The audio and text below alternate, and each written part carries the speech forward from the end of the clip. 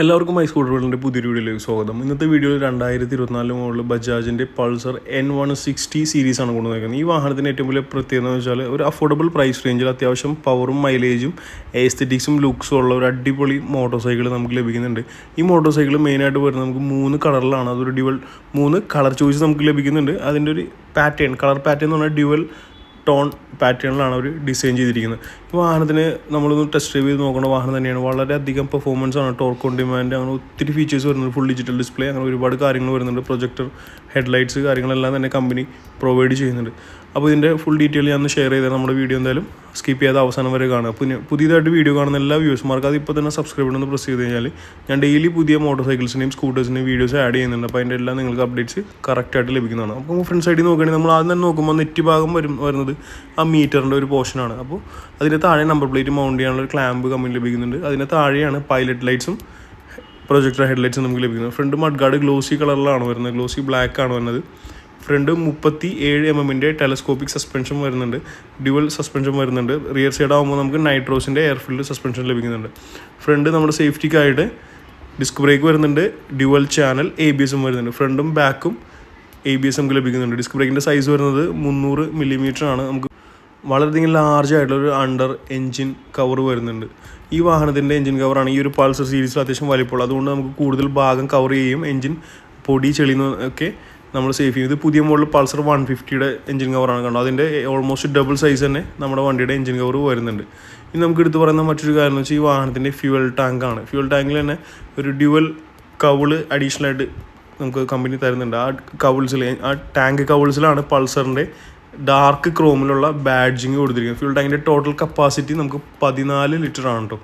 14 ലിറ്ററാണ് കമ്പനിയുടെ പറയുന്ന fuel tank capacity. നിങ്ങളൊരു 2.5 ലിറ്ററെങ്കിലും ഫ്യൂവൽ നമ്മുടെ ടാങ്കിൽ റിസർവ് എന്ന പോലെ കണക്കാക്കണം. എന്നാൽ തന്നെ നല്ലപോലെ പമ്പെല്ലാം പക്കയായിട്ട് വർക്ക് ചെയ്ത് നല്ല മൈലേജ് ഇടാനും പെർഫോമൻസ് ഇടാനും നിങ്ങളത് ഹെൽപ്പ് ചെയ്യുന്നതാണ്.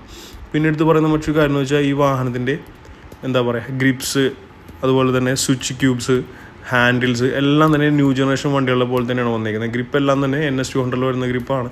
സ്വിച്ച് ക്യൂബ്, അതായത് ലെഫ്റ്റ് റൈറ്റ് സ്വിച്ച് ക്യൂബ് വരുന്നത് പുതിയ മോഡൽ NS200 വരുന്ന സീരീസ് തന്നെയാണ്. അപ്പോൾ അതൊക്കെയാണ് ഇതിൻ്റെ പ്രത്യേകത. ഞാൻ ജസ്റ്റ് നിങ്ങൾക്കൊന്ന് ക്ലോസ് ആയിട്ട് ഇതെല്ലാം ഒന്ന് കാണിച്ചു തരാം. ഇതാണ് ഇടത്തെ സൈഡിൽ, ലെഫ്റ്റ് സൈഡിൽ വരുന്ന സ്വിച്ച് ക്യൂബ് തന്നെ. മുകളിൽ ഡിമ്മ് ബ്രൈറ്റും പാസ് ബട്ടണും വരുന്നുണ്ട്. അതിൻ്റെ താഴെയായിട്ട് നിങ്ങൾ ആ M എന്ന് പറഞ്ഞ എഴുതിയേക്കണണ്ട, അതൊരു മോഡ് ബട്ടണാണ്. ആ മോഡ് ബട്ടൺ വെച്ചിട്ടാണ് നമ്മുടെ ഫുൾ ഡിജിറ്റൽ വരുന്ന ഈ ഡിസ്പ്ലേ, മീറ്റർ ഡിസ്പ്ലേ നമ്മൾ കൺട്രോൾ ചെയ്യുന്നത് ഈ ഒറ്റ മോഡ് ബട്ടൺ വെച്ചിട്ടാണ്. അതിൻ്റെ താഴെയായിട്ടാണ് വരുന്നത് ഇൻഡിക്കേറ്ററിൻ്റെ ബട്ടൺസ് വരുന്നത്. പിന്നെ അതിന് താഴെയായിട്ട് ഹോണ്ട ബട്ടൺ വരുന്നുണ്ട്. കീ എല്ലാം തന്നെ നോർമൽ പൾസറിനെ പോലെ തന്നെ സിമ്പിളായിട്ടുള്ള കീ ആണ്. ടാങ്ക് ബാഡ്സ് കാര്യങ്ങളൊന്നും വണ്ടിയിൽ വരുന്നില്ല. വലത്തെ സൈഡിലേക്ക് വരുമ്പോൾ എൻജിൻ കിൽ സ്വിച്ച് വരുന്നുണ്ട്. താഴെ ഹെഡ്ലൈറ്റ് ഓൺ ഓഫ് ആണുള്ള സ്വിച്ച് വരും. അതിൻ്റെ താഴെയായിട്ട് സെൽഫ് സ്റ്റാർട്ടിന് സ്വിച്ച് വരും. പിന്നെ നമ്മൾ എടുത്ത് പറയുന്ന മറ്റൊരു കാരണം വെച്ചാൽ ഈ വാഹനത്തിൻ്റെ സീറ്റിംഗ് കപ്പാസിറ്റിയാണ്. കപ്പാസിറ്റി എന്നല്ല, സീറ്റ് അറേഞ്ച്മെൻ്റ് ആണ്. കാരണം നല്ല അടിപൊളി കംഫർട്ടബിളായിട്ട് ഇരുന്ന് പോകാൻ പറ്റുന്ന രീതിയിലുള്ള സീറ്റിൻ്റെ ഡിസൈനും ഫോമിങ്ങും ആണ്. ഇത് പുതിയ മോഡൽ പൾസർ 150 ആണ് കണ്ടത്. അതിൻ്റെ സീറ്റ് നോക്ക്, നമ്മുടെ ഈ N160യുടെ സീറ്റ് കുറച്ചുകൂടി ഇരുന്ന് യാത്ര ചെയ്യാനായിട്ട് സുഖമായിട്ടുള്ളത് N160യുടെ സീറ്റാണ്. പൾസർ N160യുടെ എഞ്ചിനെ കുറിച്ച് പറയുകയാണെങ്കിൽ dual spark single cylinder DTSI engine technology use ചെയ്തിട്ടുള്ള ബജാജിൻ്റെ എഞ്ചിനാണ്. 160 cc ആണ്. Maximum power 16 bhp, maximum torque 14 Nm ആണ്. 5 സ്പീഡ് ട്രാൻസ്മിഷനാണ് വരുന്നത്. അതുപോലെ ക്വിക്ക് ഷിഫ്റ്റ് കാര്യങ്ങളൊന്നും തന്നെ വരുന്നില്ല, സ്ലിപ്പർ ക്ലച്ച് ഒന്നും തന്നെ വണ്ടിയിൽ വരുന്നില്ല. നമുക്കൊരു 50-55 റേഞ്ച് മൈലേജ് നിങ്ങൾക്ക് ലഭിക്കുന്നതാണ്. പിന്നെ ഇതിൻ്റെ മറ്റൊരു പ്രത്യേകത വെച്ചാൽ മാക്സിമം ടോർക്കാണ്. ഓൾമോസ്റ്റ് എല്ലാ ഗിയർ ചേഞ്ചിലും, അതായത് നമുക്ക് മാക്സിമം നല്ല കുതിപ്പ് വണ്ടിയിൽ കിട്ടുന്നതാണ്. ഏറ്റവും ഫാസ്റ്റസ്റ്റ് ആക്സിലറേഷൻ, ഏറ്റവും നല്ല acceleration 3rd, 4th, 5th ഗിയറിലെല്ലാം maximum acceleration കിട്ടുന്നത് നമുക്ക് ഈ 160 എന്നുള്ള ഈ വണ്ടിയിൽ മാത്രമാണ്.